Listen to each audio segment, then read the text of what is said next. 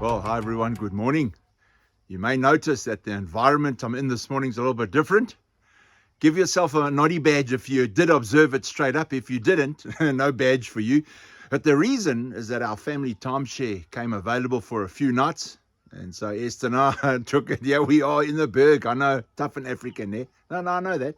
But anyway, on Monday evening, a few of us were praying at the chapel.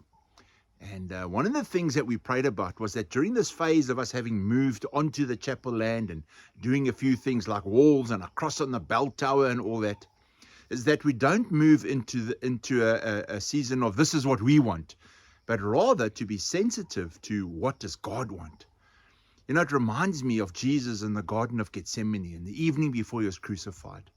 And his prayer is recorded, his prayer to God is recorded in the Gospel of Matthew chapter 26. Where Jesus, knowing he was going to be crucified, says, "My Father, if it's possible, let this cup pass from me." In other words, Jesus was asking God whether it was possible not to go to the cross. But then Jesus continues and says this, "Yet not as I will, but as you will." Now, it struck me because how often, I've prayed, "Lord, will you let this happen?" Or, "Lord, please don't let this happen." Here, Jesus simply surrenders his will to God's will for his life.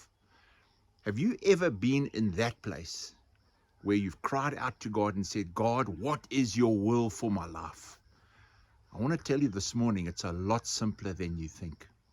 We've all been in that place of we're putting out a fleece or listening to that still small voice or waiting for a door to open. But what if that misses the point of what it means to be a disciple of Jesus? The goal of a disciple of Jesus is not to answer the question, what is God's will for my life right now? The goal instead is to walk in God's will on a moment by moment, day to day basis. The point is that by walking with Christ, if we are surrendered to him and our lives are swallowed up into his own life, we'll walk the right way and be in the will of God for our lives.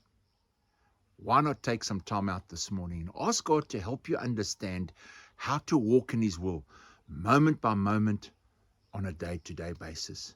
When you and I do that, we're in his will. Amen. Well, guys, I trust you're going to have a great day. May God bless you, and I'll speak to you again tomorrow morning.